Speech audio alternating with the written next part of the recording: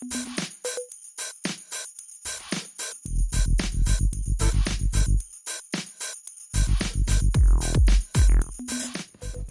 morning, Trumptopia. This is your host, the incorrigible Mr. Zeppo. It's Tuesday, April 21st. Do you have a good 420?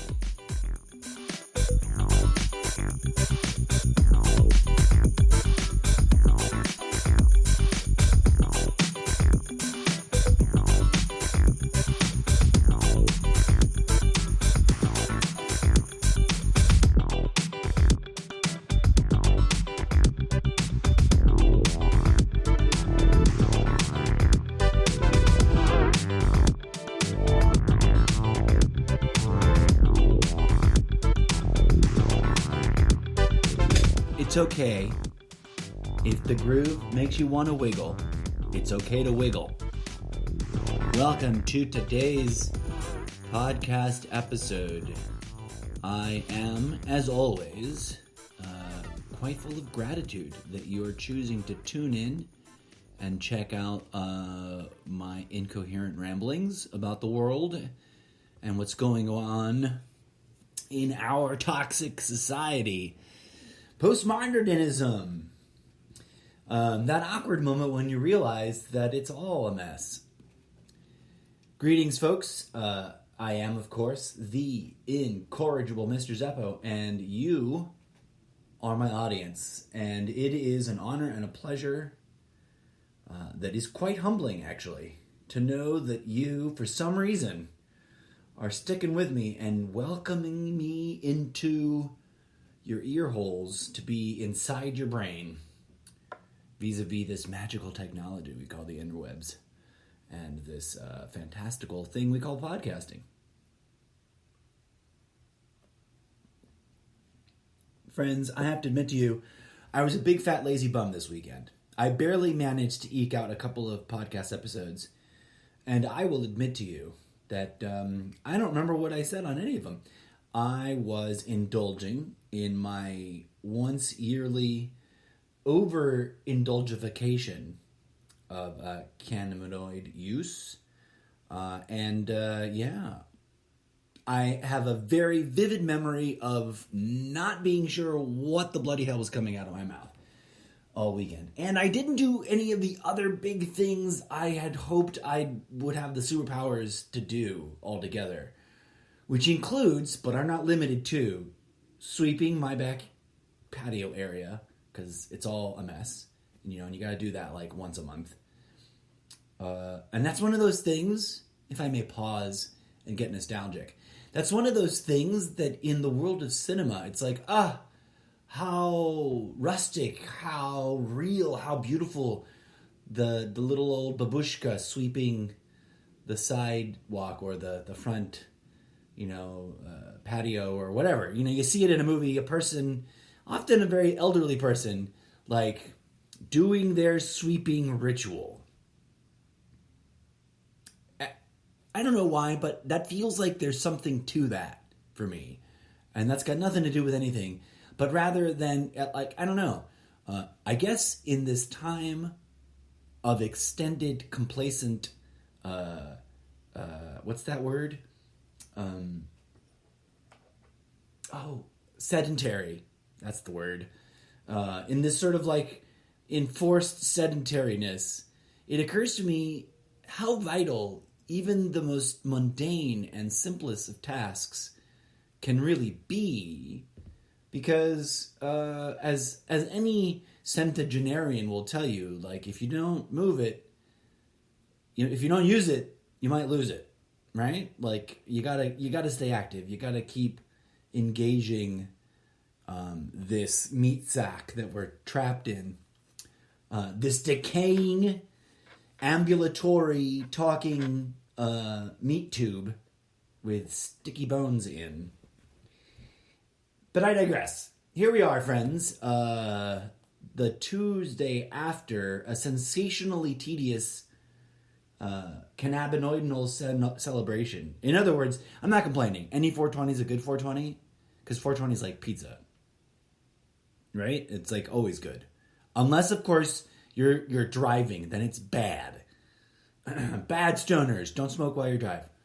And as an old school cannabinoid enthusiast and spiritual cannabis mystic, I get it, but also don't do it. Until we have automated, super safe, hyper intelligent, self-driving cars that are not part of Skynet about to take over the world, you just don't want to fuck with that.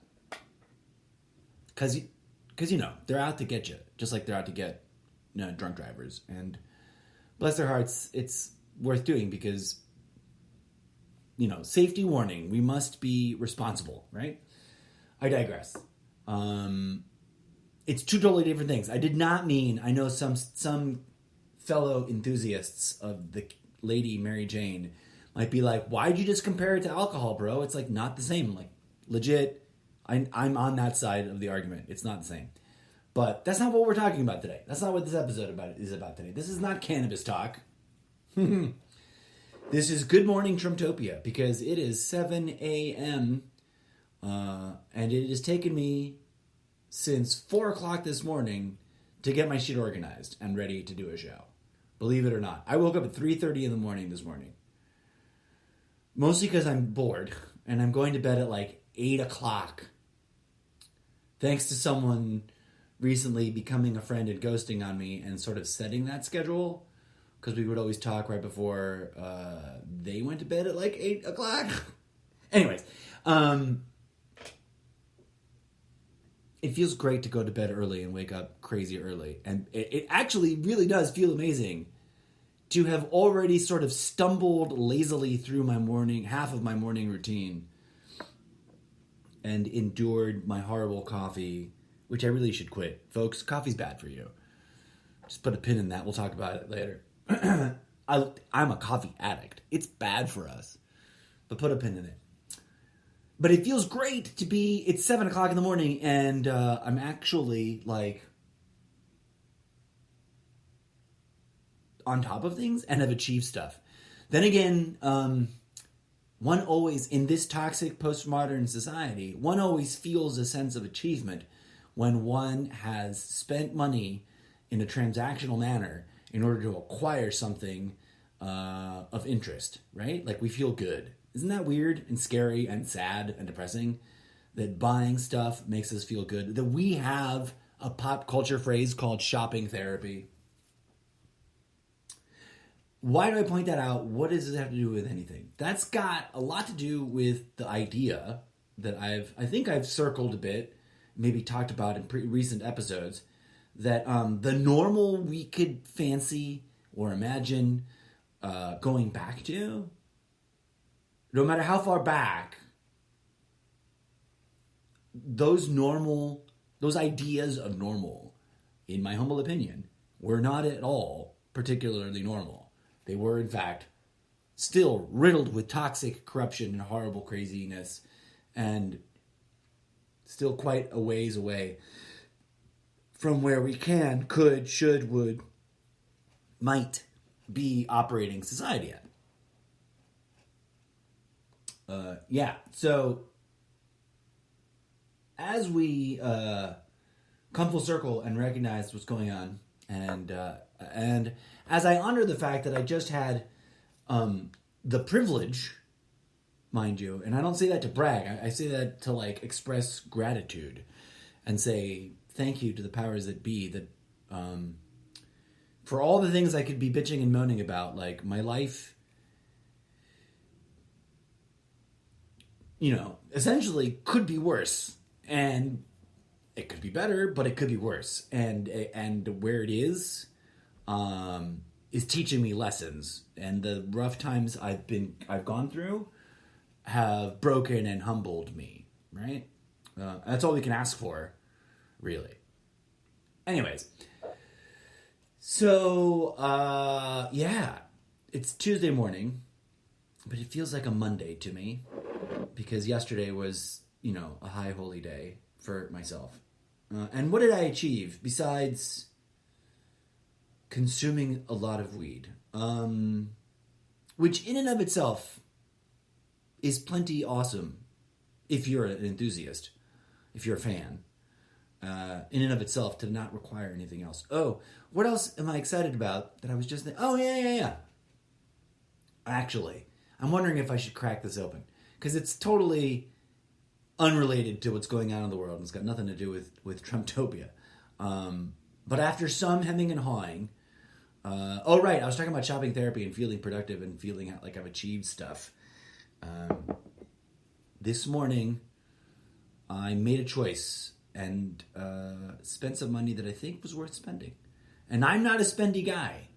Even before this economic shutdown, anybody listening along might have picked up that I am one of those essential, non-essential type workers in the arts industry, without which you wouldn't have live theater, but also that like no one gives a shit about, right? Like everyone pays all their money and attention to the artists that are on stage and the designers that created the context. And that's all great and good.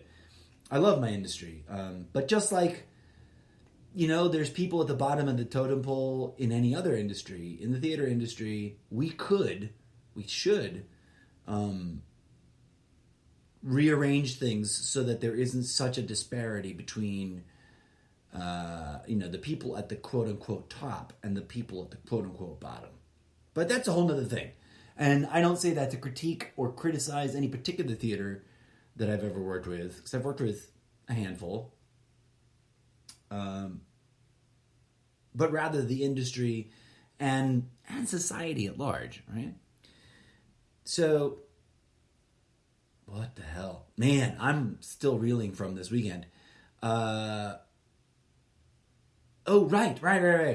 This morning, I feel extra boosty and excited because, and I was debating why I'm so distracted this morning as I launched this episode, and I've been rambling for like 7 minutes now, is that one of the original ideas or ways in which I conceived of this show was in video format. Sort of like the way John Oliver does his show in front of a live audience, just a basic, simple desk set talk show setup.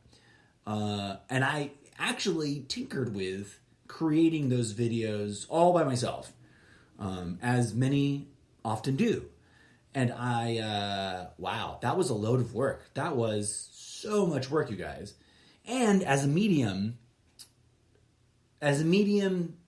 that I was, engaging in as a solo artist, as a trying to create it all by myself, it was challenging enough and sort of tedious enough and sort of difficult enough to do totally by myself for my brain and for my skill set, which is, of course, mostly anchored in live theater and not film so much, that I got burnt out. I spent like 2.5 weeks on this very short series of videos that I did, which was sort of the original inception of what this podcast could be like. I immediately thought,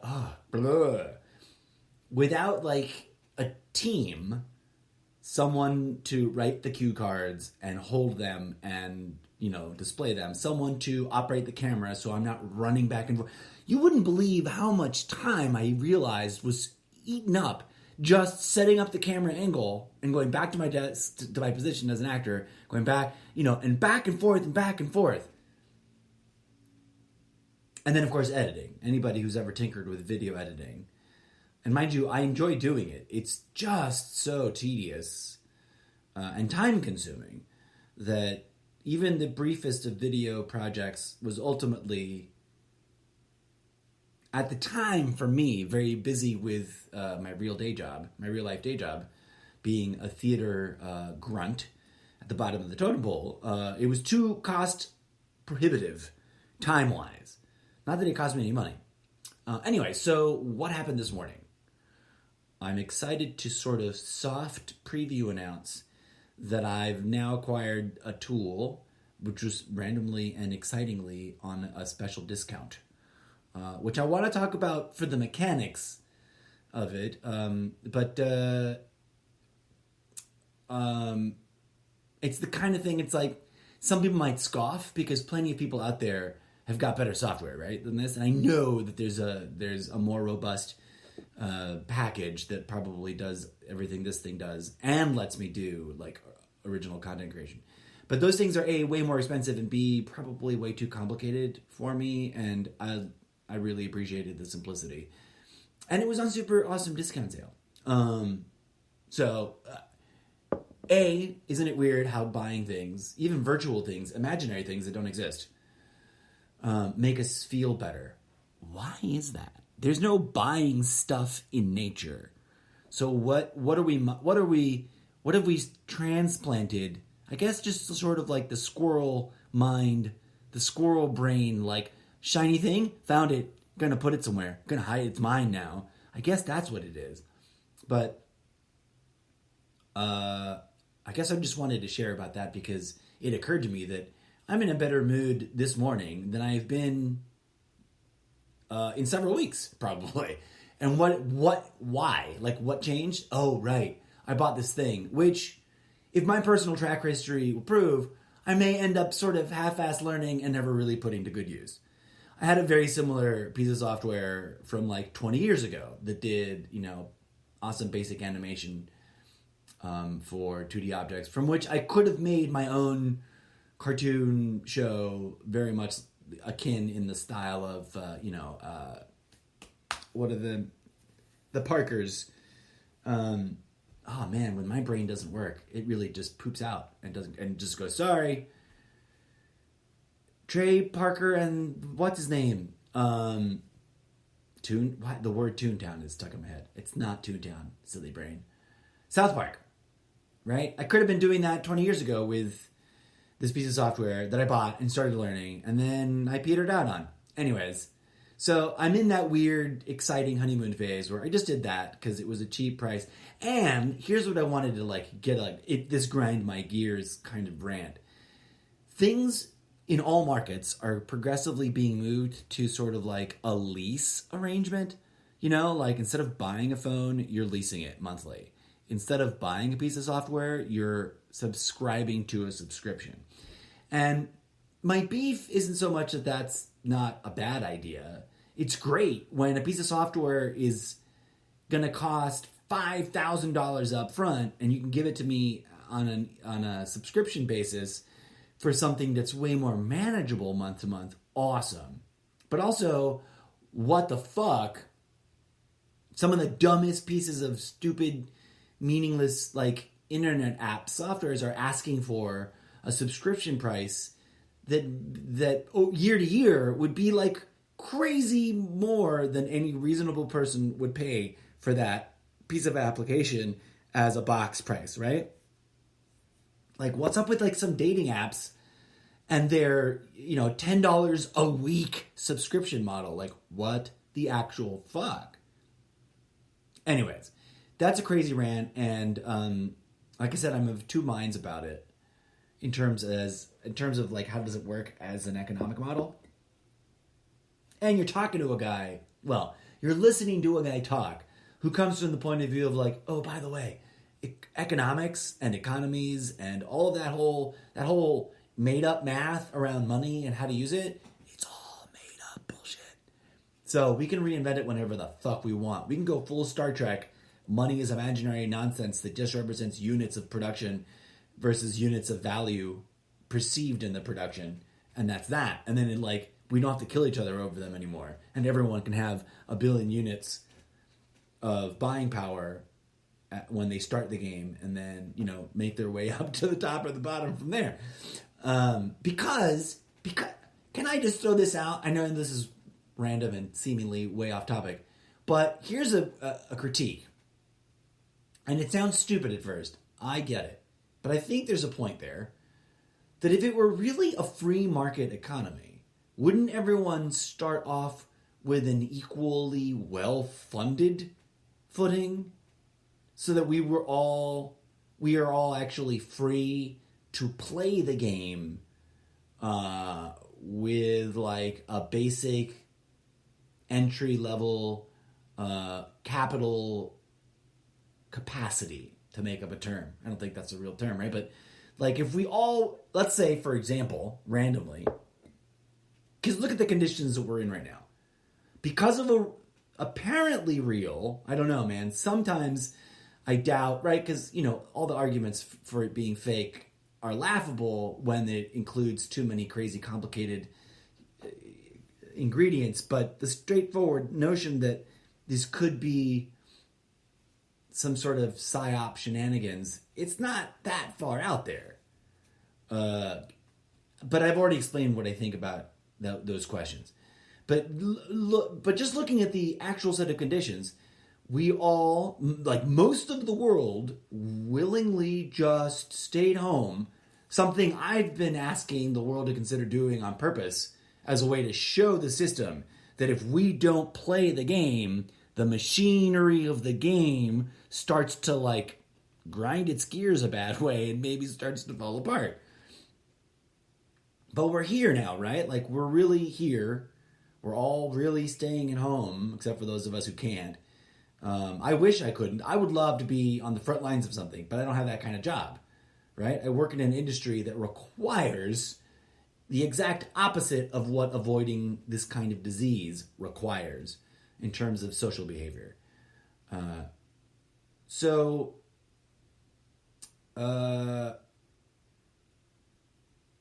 I just spiraled into a dead end. Where was I going with that? Economies are fake. The way that we're playing the game is, like, look, given the situation that we're in now, wouldn't all of this be simpler, be going better, and be a more dynamic and sustainable sort of transition from quote-unquote normal everyday activity to this social distancing, if we all had a universal income of X many, couple $1,000s a month, so that whatever work we did was valued at above that, beyond that. I don't understand why that is so abhorrent.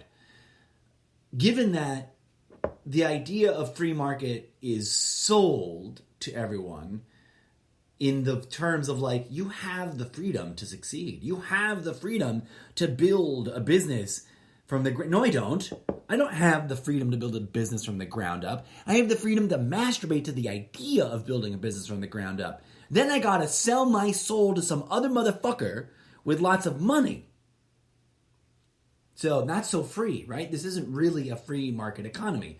As others have critiqued, like I recently quoted Martin Luther King, right? We have this luxuriously protective, helpful, supportive economic system for those already well endowed economically.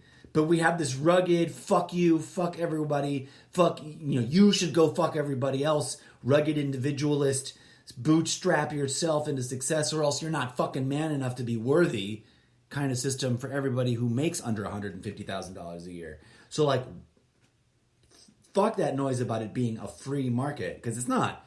It's a highly, tightly corrupt, profiteered on market. That's what it's a profiteering market. And profiteering is about fucking each other over. Okay.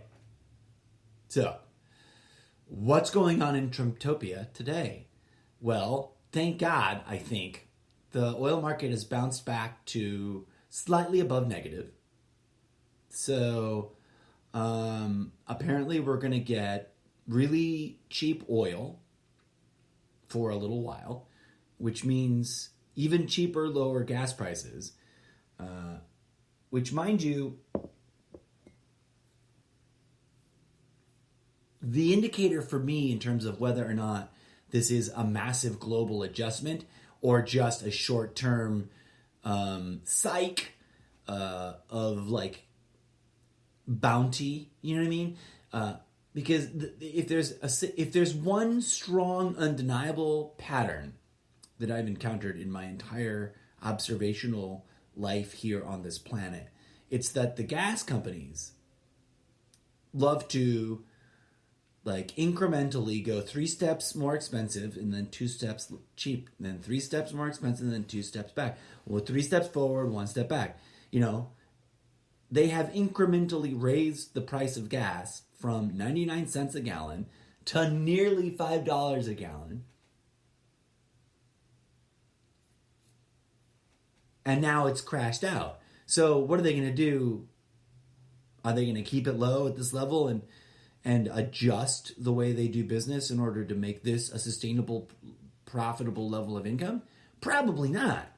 They're probably going to apply all the same methodologies and try to like incrementally creep their way back up to $5 or $6, maybe more, right? After this adjustment, why not go for a bigger buildup?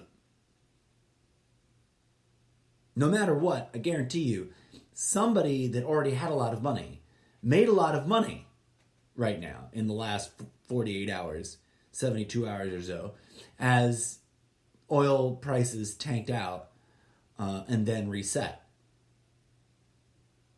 I'm really, really intrigued to see where that goes.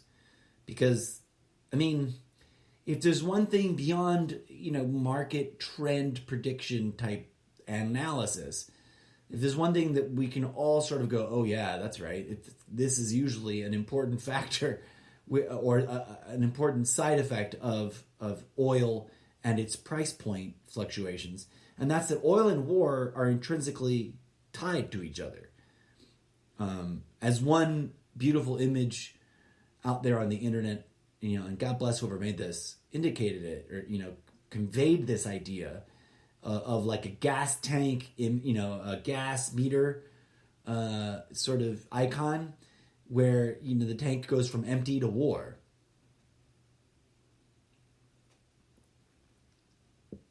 We don't have to live like that. And that was like, I used that image for that meme. Like, we do not have to live like this, going from full tank to war, from empty tank to war to get a full tank. Forget which way it was. War was on the bottom or the top. If it was full or empty. But either way, this current situation is definitely unprecedented. Truly, in a realm and a time where unprecedented is be used, we have been pummeled by unprecedented breakthroughs and like new plateaus of crazy, improbable new heights of unprecedented, and that word's gotten taxed and kind of burnt out, and this truly rekindled its ability to make sense. Like, holy shit, that really is truly unprecedented and above and beyond that which has never happened before. So what will come of it? I don't know. Will it quietly just sort of simmer away in the background while everyone continues to freak out about COVID-19? Perhaps. Will we engage in new international military conflicts because of it? I hope not. But if we do, I bet you that's exactly the kind of thing that will get downplayed and try to get swept under the rug of the other things going on that are distractionary. So it's become clearly he loves this president. This president loves getting in front of the cameras and rambling. I thought I had a problem making my episodes too long. But these COVID-19 daily press briefings are going on beyond an hour and a half, almost 2 hours, most of them. And now a lot of that is time taken up by medical professionals. But the vast majority of it is Donald Trump talking. Donald Trump talking in that Donald Trump way, which is so Trumptopian as to be nearly incomprehensible, and yet somehow have the sort of luxurious surface appearance of making perfect sense, especially to anybody who's already like down and indoctrinated and drinking the Kool-Aid and gloriously adoring Donald Trump just for the sake of adoring him. The bobbleheads will rarely get freaked out by the incoherent madness that comes out of his mouth. But it's getting a little taxing. Like, I'd forgotten, that the last few days, I conveniently, accidentally didn't find myself watching them. And I'd forgotten how painful it was. And then I watched yesterday's, and I couldn't make it through the whole session. But we got to keep on top of him, and he must always be fact checked, right? Everyone must fact check my ass too. Like, I screw up. I know I have to fact check myself. By the way, I think a couple episodes ago I talked about how ridiculous it was that Donald Trump issued right when he issued his 3-phase plan to reopen the country, he did it with a buildup that was all about how only he had the executive power to make that choice. But then he got, lots of resistance and lots of critique that's valid and fair. Because when someone in presidential power starts throwing hissy fits about how presidential power is absolute, I'm sorry, but that's exactly why the Founding Fathers made sure that the name for the office wasn't just another label for temporary king. And I will repeat my statement. It seems that somewhere in the Trumptopian thinking of Donald Trump's very Trumptopian mind, he really very much wants to be America's short-term temporary king. He's called himself the king. He's used the phrase on and off from the very beginning, from before he announced his political ambitions, I think. I am the king. Just throws that out there. He also he never stops sounding like a used car salesman that's reading, a speech that was just handed to him 10 seconds ago and he's never read before. You can always tell when he's reading from speech content and when he's just flying off the cuff. And I don't know why that doesn't drive people nuts, because, that's horrible public speaking craftsmanship. And for people who love and adore him, like, how do you not find him cheesy and schmaltzy and, I don't know, annoying, like a used car salesman that's trying too hard to sell you something that he doesn't even really understand and probably has never driven, right? Like, that's what he comes off like. Anyways, I think we are about to experience a whole new level of crazy. And the thing I wanted to put out there, folks, and I'll end the show on this for this moment, for now, this particular segment. And I hope I never wish to bring about harm to anyone. I do not wish others ill. It's just not my style, yo. It's not my thing. I do sometimes, like in a borderline kind of, what's that term for when an algorithmic pair of sine curves approach each other but never meet? I approach that line but never cross it when I giggle about people who are invoking their own painful karma.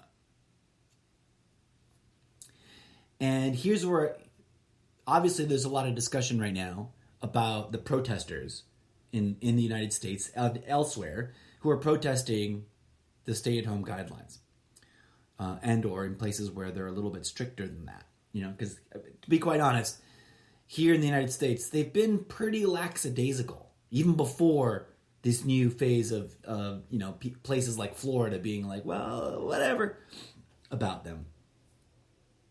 Compared to the UK, and apparently, according to reports I've heard from people claiming to be citizens of Australia, where they're really, really pretty fucking serious about it, in that way that's way scarier sounding. here it's ironic to me because there's plenty of the fear-mongering propaganda claiming that this is an outright stealing of our rights as American citizens.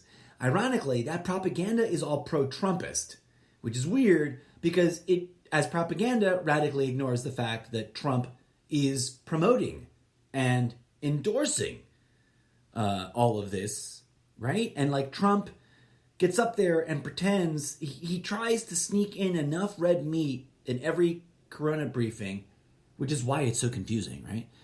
Where he literally will tell the world that they need to get vaccines, but also wink, nudge, say no more, say no more. Isn't it funny how we're more special and smarter than everybody else? Give enough red meat to the base to let them continue to thrive on the belief that he is fighting the evil vaccination agenda of the NWO and Bill Gates and the World Health Organization. It's like, you pick a lane, Trump base. Like, how can you think that he is an anti-vaxxer while he's literally repeatedly told the world to get vaccines? How can you think he is fighting against those who corruptly control FEMA as a tool for the New World Order when he's literally praising FEMA for their heroic frontline work during this pandemic? Like, do you not sense your own mental gymnastics and cognitive dissonance there, folks? But so I suspect between now and election time, November, shit is really going to get crazy. So as always, folks, as I wrap it up, I humbly invite you to consider that perhaps the calling as we approach this pivotal time in history is to facilitate actual awakening, right? And how do we do that? By taking the opportunity to meditate, look within, and discover our own cathartic healing processes that we've neglected spiritually for generations, but that are there, that we can remember. And by healing ourselves and each other, because we're all networked together as part of the spiritual human species. Because the more we can heal each other and ourselves, then vis-a-vis the fact that it is a spiritual network that connects the entire human species, we will, theoretically, and yeah, I get it, it's just a theory. I can't prove to you that it's real, but I strongly encourage you to consider my theory, because there's strong evidence that it might very well be. And according to theory, if we heal each other, if we heal ourselves and each other, we will heal everyone. And that's what they're afraid of, right? They don't want us, those who are in control, they don't care. They want you to bring a bloody, violent revolution because they already sold you the guns. They already made the money. They're just going to make more money. What they don't want you to do is realize that we can all heal. I know I sound like a broken record, folks, but it's because it takes the brain many instances of being attacked, presented, confronted by an idea, and you have to wrestle with it before you can really come to terms with it. But as always, it's also an invitation to engage in the discussion. So hit me up on social media and stay tuned for hopefully, knock on wood, keep my fingers crossed, I'll get really proficient at this new bit of software. And instead of live videos, I might be converting the podcast into something that bridges the two versions of the show into something akin to what I originally envisioned, which is, a very John Oliver-esque, guy at a desk with talk show style graphics and video clips and stuff. And we'll be able to talk about the madness that's going on in Trumptopia in a more engaging and hopefully more appealing sort of format that draws in more people. And hopefully it isn't too buttload time-consuming work. In the meantime, though, I humbly invite you to check out all the episodes I put out there before. You can hop around. You can listen to them straight through. Engage. drop your questions, comments, suggestions, recommendations for future topics on Sprecher.com, on the profile for the show, or on Facebook, or on Instagram. Just search for Mr. Zeppo. So, as we move forward and move on, as always, friends, I wish upon you peace, love, and grooviness. May they blossom inside you so that you can feel that healing catharsis. I invite you to join the movement because, I'm not the only crazy, eccentric, spiritual, esoteric guy out there talking about this crazy nonsense, my friends. Oh, and I just pushed the wrong button. I guess we're going to have to listen to a different song now on the outro than the one I started the show with. But, join the movement. The real revolution is going to happen in the spiritual realm, my friends. Don't miss out.